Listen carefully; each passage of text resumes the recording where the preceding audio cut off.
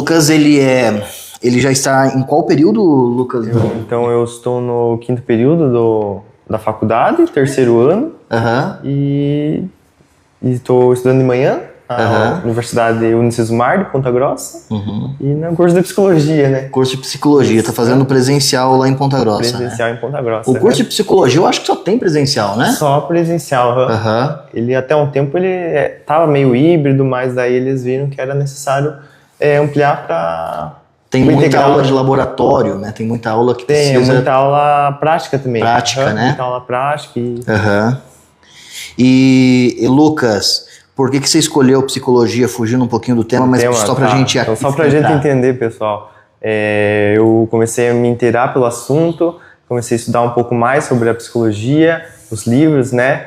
Então você pega a psicanálise, você pega o behaviorismo de Skinner, comecei a me inteirar nesses assuntos, acabei que eu gostei e comecei a cursar e estou gostando bastante do curso. Legal. Lucas, esse mês de abril é conhecido como o mês do Abril Azul, né? Abril Azul, para quem não sabe, é o mês da conscientização do TEA, transtorno do espectro autista, né? Isso. Eu queria te perguntar, o que de fato é o transtorno do espectro autista e por que a gente chama de espectro? Ele é o quê? Ele é uma doença? Como funciona isso? Tá, então, primeiramente, ele é um transtorno do neurodesenvolvimento. Então, a criança já nasce com essas prejuízos, essas disfuncionalidades no seu comportamento, na sua interação social, nos seus interesses. E ele não é uma doença, porque não tem como você adquirir depois de um tempo. Então, eu estou com 20 anos, eu não tenho como hoje eu desenvolver o autismo, né? E também não tem cura, tem o tratamento, né, com uma equipe multidisciplinar, e acredito que é isso. E é chamado de espectro porque não existe uma forma única da gente falar sobre autismo, não tem um jeito, uma maneira de ser autista, mas existem vários níveis e várias funções ali. Várias funções, né? A gente ouve muito falar, você falou agora de nível, né? A gente ouve muito falar de autismo leve e autismo severo. Como que a psicologia define os níveis de suporte dentro do espectro? São 3 níveis ou são mais níveis? Como que funciona? Tá, então para o pessoal de casa entender, essa terminologia, essa palavra de severo, leve, grave, ela não existe mais. Hoje a gente atribui a níveis de suporte. Então, existe o nível de suporte 1, que é o autismo mais leve, vamos colocar aqui, o intermediário, o nível de suporte 2, e o nível grave, o nível 3 de suporte. Vamos lá, o nível 1. Quais seriam as características do nível 1? Então, ele todo, né, os 3 níveis, eles vão ter prejuízo na interação social, na comunicação, na linguagem e nesses comportamentos repetitivos. Então, o que vai distinguir eles é o grau de prejuízo nesses níveis. Então, o nível de suporte 1, ele é o mais leve, vamos colocar assim, e tanto que ele, óbvio, precisa do acompanhamento do psicólogo, mas precisa menos por conta de não ser tão severo, não apresentar tanta disfuncionalidade. E já que nem o nível de suporte 2 e o 3, eles vão demandar de mais tempo de terapia. Terapia ABA daí. Alguns desses suportes apresentam algumas dificuldades maiores, né?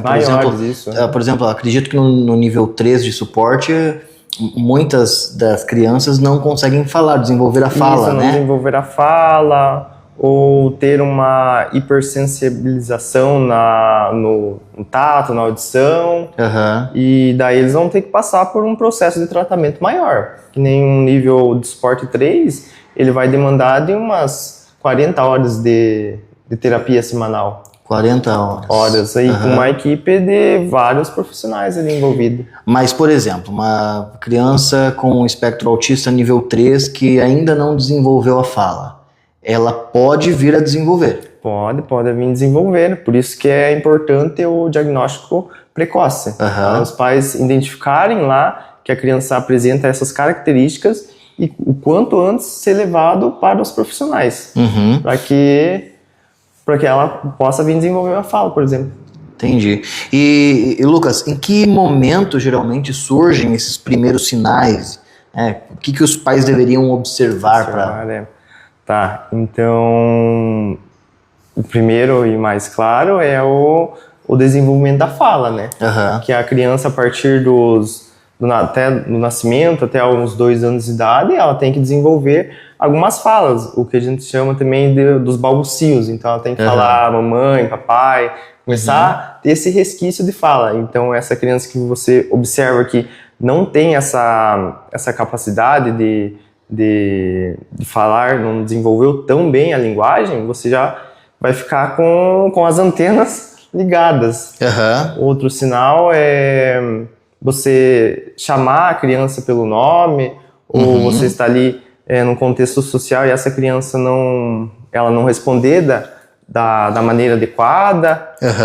Ela também focar mais nos objetos do que a própria interação social. Então são esses sinais que o pai tem que ficar atento ali.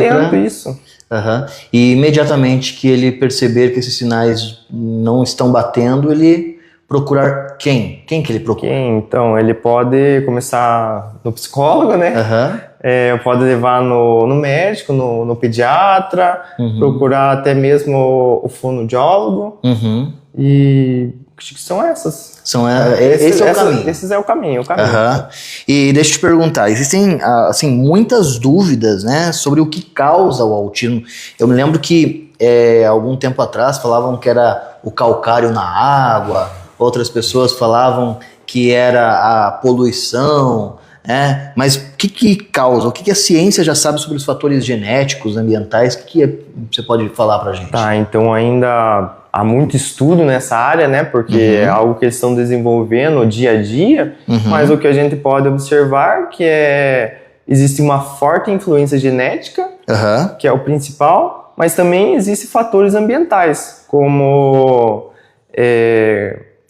fatores ambientais, né? Como exposição a toxinas, abuso de substância, a nutrição da mãe durante a gestação. Então existem essas causas também que podem impactar no... Mas o principal é o genético. Isso, o principal é o fator genético. Mas assim, uma pessoa... Eu não sei se eu não sei usar a palavra correta, mas uma pessoa que não tem, vamos colocar assim, uma pessoa que não tem autismo, não foi diagnosticada, algum familiar na família, não tem nada, mas que, por exemplo, tem lá usos de substâncias, álcool, drogas, enfim, ou, por exemplo, como eu falei agora há pouco lá, coisas na água lá e tal. Isso pode contribuir que ela venha, de certa forma, desenvolver esse gene do autismo. Ou que nem, por exemplo, o casal com idade avançada também ter relações, e daí talvez isso também esteja impactando. A criança que nasce muito prematura também. São riscos, né? Claro. Mas... A gente vê, Lucas, agora... falando um pouco mais sobre o povão, né? A gente vê muita fake news sobre o autismo. E algumas pessoas ainda falavam sobre que o autismo era causado por vacinas, né? Como que combate essas fake news aí? Porque a gente ouve... hoje, infelizmente, a internet é uma terra sem lei. Então, todo mundo fala o que quer, do jeito que quer, e muita gente acaba seguindo, né, essas linhas de pensamento. E aí... como nós temos um número crescente de diagnósticos, e vale a pena a gente falar que é um número crescente de diagnósticos, não que nunca existiu antes, não que o número já não era grande antes, né? Sim. E aí surgiram fake news, especialmente essa de que as vacinas tem a ver com o autismo, que as vacinas transmitiriam o autismo. O que você me diz sobre isso? Então, essa é uma fake news, claro, né? Que as vacinas são amplamente testadas, desenvolvidas com métodos científicos, então não tem um porquê de vacinas causarem autismo, mas eu também já ouvi pessoas falando que o meu filho tem autismo porque durante a gestação eu tomei tal vacina e foi por isso. Mas não é. E uma das maneiras que a gente pode estar lutando com essas fake news são você que está aí de casa assistindo, adquirindo conhecimento, compartilhando para que cada vez mais pessoas conheçam esse mundo do autismo. E acredito que seja isso. A gente sabe que algum tempo atrás, Lucas, eu morava na Colômbia, em uma cidade chamada Paicol, que fica na região de Huila. E eu conheci um menino diagnosticado com autismo, não lembro agora o grau, mas ele tinha síndrome de Asperger, como que... o Asperger. O Asperger, né? E esse menino era muito inteligente, ele tinha uma memória fora do comum, fora do comum. Me lembro que ele trabalhava numa lan house e ele fazia as recargas de celular, naquela época a gente recarregava celular na lan house, né? E aí eu fui lá um dia para ele fazer uma recarga para mim, e na frente dele eu desbloqueei o celular com a senha. Passaram-se dias, acabou aquela recarga, eu fui recarregar de novo.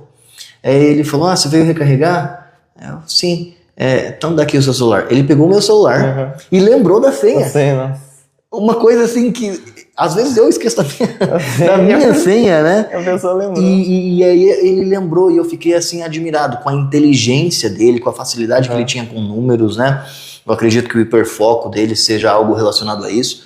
Mas as pessoas falam, né, que o autismo, para quem falam que todo autista é assim, tem o Asperger, né, superdotado, ou então que vive no mundo da lua, né? Quanto que disso aí é verdade, quanto disso é mito? Tá, então é relativamente verdade, mas também é relativamente mentira, porque a gente escuta de pessoas falar, ele tem autismo, então logo ele é super inteligente. E, de fato, pode ser que ele tenha um hiperfoco em, sei lá, tecnologia, por exemplo, e o comportamento dele seja restrito àquilo lá, então ele vai buscar, vai se interessar, e ele vai absorver cada vez mais esse conteúdo para ele. Mas o contrário também é verdade, porque a gente vê crianças também com dificuldade na fala, vê dificuldade no comportamento. Então, na verdade, eu acredito que seja ali no meio termo. Essas crianças que têm essa super inteligência, mas também têm esse prejuízo nessas outras áreas. E essas crianças também que têm esse prejuízo maior, mas também têm outras habilidades, né? Em outras diversas áreas. Se a gente juntasse aqui nessa sala várias crianças com autismo, né? Adolescentes com autismo, com espectros diferentes, a gente veria uma diferença muito grande. Por isso do nome espectro, porque é uma gama de comportamentos ali. Então, que não vai ser padronizado todos eles, ou que só um vai ter uma característica e o outro. Não, vai ser misturado. E respondendo, irmão, que eu não respondi lá sobre a questão Nossa, até eu esqueci, mas respondendo que às vezes também a gente acredita que alguns mitos, a gente acredita que, tipo, por exemplo, a falta de carinho, a falta do cuidado dos pais ali vai interferir que ele vai ser autista.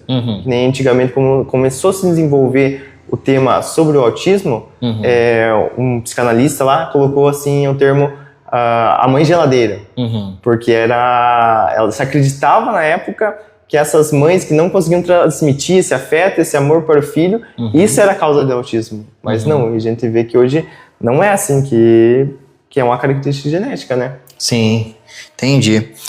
Agora vamos falar sobre inclusão, né, intervenção. Qual que é a importância de um diagnóstico precoce para o desenvolvimento da criança?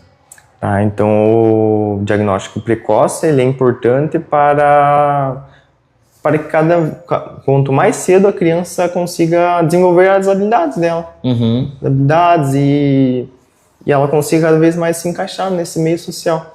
Consegue-se fazer hoje um diagnóstico tardio, vamos dizer assim, adultos com autismo? Eu já vi alguns adultos assim que têm características do autismo, né?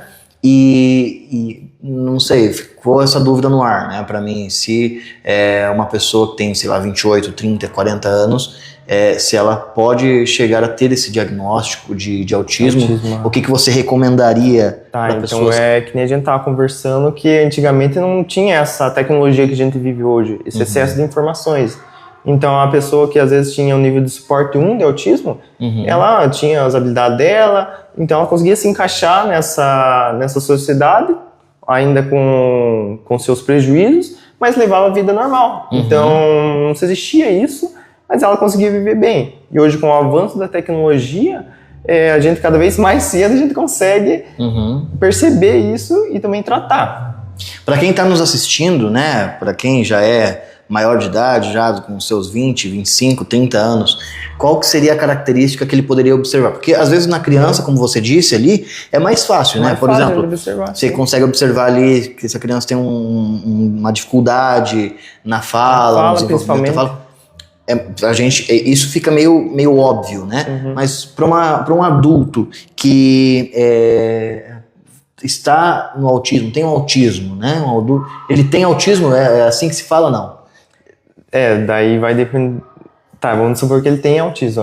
O adulto ele tem autismo. Só que ele ainda não foi diagnosticado. Só não foi diagnosticado. Né? Sim, mas como que ele observaria, percebe em si?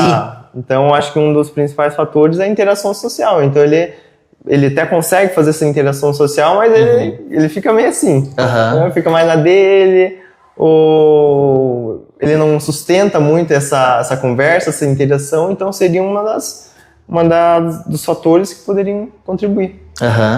Ou também outro é o desenvolvimento mais facilitado de alguns transtornos, por exemplo, ansiedade, depressão, que ele pode passar por isso e desenvolver mais fácil. Agora uma pergunta que foge do nosso roteiro: TOC, transtorno obsessivo compulsivo, né?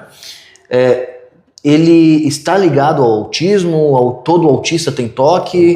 Tá. Então, às vezes a criança ela nasce com autismo, né? Ela vai nascer, mas ela pode vir acompanhada de comorbidades, que a gente fala. Então, por exemplo, essa criança pode ter ansiedade, pode ter a própria depressão, o que é muito comum. Então, muito comum, e a gente confunde também na hora de dar esse diagnóstico para a pessoa, é o TDAH também. Se confunde, mas ele tem TDAH ou será que ele tem autismo?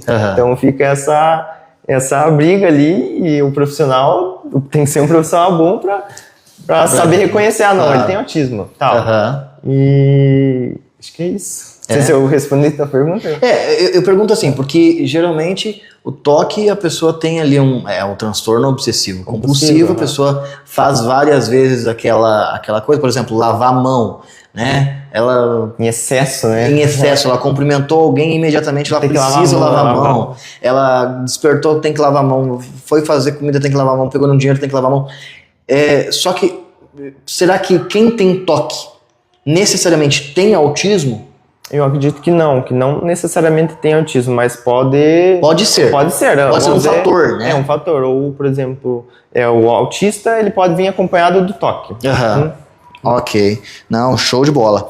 E me diz uma coisa, como que as escolas elas podem acolher melhor uma criança com TEA, né? Que tipo de capacitação é essencial para as professoras, né, para as escolas, para que elas possam fazer esse recebimento, acolhimento das crianças com TEA? Eu acredito que mudar a mentalidade do ensino, que hoje a gente tem um ensino tradicional, que é a professora que fica lá em cima e os alunos só escutam, não tem essa troca. E adicionando profissionais, né, como psicopedagogo, pessoas capazes de fazerem esse serviço, de acompanhar essas crianças. Até mesmo um psicólogo dentro da sala de aula seria interessante. Recentemente eu vi alguma reportagem falando, agora eu não sei se é nível Brasil ou se foi apenas um estado em que a justiça ordenou que em salas que tivessem crianças com autismo, né, que tivessem autistas, era obrigatório o acompanhamento de uma psicopedagoga, de alguém em loco, né, em sala, dentro da sala de aula, né, acho que isso Se a gente pegar as escolas particulares, a gente vai ver que já tem. As escolas particulares estão muito à frente do que as escolas públicas. Que tem o psicopedagogo, eles separam, fazem uma tarefa diferente para as pessoas típicas e para os autistas. Eles têm esse acompanhamento com o psicólogo, tem uma pessoa ali para ajudar eles no que eles precisarem. Então é bem interessante o trabalho que eles fazem. Show. Você acredita que a sociedade brasileira está mais aberta, informada sobre o autismo hoje? Ou ainda tem muita coisa para acontecer? Eu acredito que sim. Que ainda a gente conseguiu avançar muito, mas ainda existe um certo preconceito que eu acho que cada dia que a gente for lutando por essa pauta, a gente vai conseguir quebrar essas barreiras. Eu confesso que até pouco tempo atrás eu não sabia absolutamente nada de autismo, né? Eu, como pastor, na minha igreja, quando eu estava no Rio Grande do Sul, nós tínhamos uma criança que foi diagnosticada com autismo e aí eu decidi buscar mais informação, porque também por essa questão de acolhimento também, né? Nós como pastores, muitas vezes na igreja, temos ali crianças com espectro autista, né, até adultos com espectro autista, e não sabemos lidar, né, com isso. Então fui procurar informação justamente porque teve um caso próximo. Só que a gente vê que o diagnóstico aumentou porque as pessoas começaram a procurar ajuda. Mais. Antigamente, muitas crianças ou até mesmo adultos que tinham um autismo, que tem um autismo, não procuravam, né? Não procuravam, e aí surgiam muitos termos pejorativos, né? Era louco, não sei o quê. Então, tipo, tinha muito preconceito com isso, né? Envolvido ali, né? Hoje nós temos mais diagnóstico e isso fez com que fosse mais falado, né? Tivesse mais aberto. Por outro lado, isso que se discute muito na faculdade de psicologia, que tem muito diagnóstico, mas tem diagnósticos errados, tem falsos diagnósticos, porque às vezes o profissional, ele faz uma consulta ali, faz uma sessão, vê assim coisas básicas, você tem autismo, e já lauda a pessoa, e às vezes a pessoa nem tem o autismo propriamente dito. E o que você gostaria que todos soubessem sobre uma criança com TEA que ainda não se fala o suficiente sobre o autismo? Eu acredito que o amor, principalmente, porque a gente vê que na sociedade que a gente vive, as pessoas olham torto, olham com olhos ruins para essa criança. Eu queria trazer cada vez mais esse conhecimento para as pessoas à minha volta, para que elas vejam essas crianças, essas pessoas com amor. E começassem a entender o mundo que elas vivem, para a gente não julgar elas, a gente julgar menos, talvez assim. E entender contexto que ela vive. Pra quê? Hoje o SUS ele tem avançado, né, nisso. Acredito que não é algo que seja difícil de buscar ajuda, né? Não é difícil, você pode fazer isso pelo SUS. Pelo SUS, sim. Acredito, né? Sim, tem. Hoje tem como. Ou você tem que ir lá e pagar um psicólogo. Porque eu acredito que muitos pais têm medo disso, sabe? Tem medo, poxa, se for diagnosticado, eu vou ter que ir lá todo mês pagar 150 para um psicólogo, 200 reais para um psicólogo. Mas ainda se acredita que a gente vive uma cidade de imediatismo. Então a gente quer tudo para ontem, né? E o trabalho do psicólogo não é assim. Não, claro. É um trabalho demorado, é um processo longo. Então às vezes a pessoa leva o seu filho no psicólogo e quer o resultado imediato. E assim, uma semana, um mês, nossa, mas não deu resultado, o que eu tô pagando meu filho para ficar aí? Não vejo vantagem, né? Mas não é assim, é um processo longo. Tem mais alguma mensagem que você desejaria deixar para quem você falou agora, né? Sobre o amor, acolhimento, mas queria que você falasse agora, só pra gente fechar, alguma coisa para o pessoal, né, que convive, né, para as famílias que convivem, para os pais que convivem, né, para os educadores que convivem com alguém que esteja no espectro autista, só para a gente encerrar. Queria falar sobre para as pessoas buscarem mais esse tema, estudar mais, para que juntos a gente possa lutar por essa causa e entender cada vez mais o mundo deles, para que a gente também possa ajudar eles no que for necessário. Lembrando que abril é o mês da conscientização do TEA, né, do transtorno do espectro autista, porém, todo dia é dia de conversar sobre. A gente tem que falar do assunto, a gente tem que trazer debates públicos para que haja um aperfeiçoamento do nosso sistema público de saúde, né, para que a gente possa também ter uma conscientização, né, quebrando tabus, preconceitos que permeiam a sociedade, né, e para que a gente possa levar as nossas crianças que têm o diagnóstico do espectro autista, seja ele no suporte que for, com amor, com respeito, fazer o tratamento correto, no tempo certo, no tempo oportuno, como disse o Dr. Lucas agora,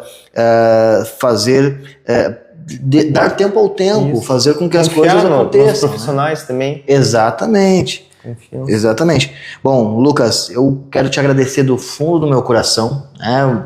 Eu acho muito importante, eu quero fazer mais lives nesse sentido, nesse nível, a gente conversando, explicando, trazendo mais entendimento para as pessoas.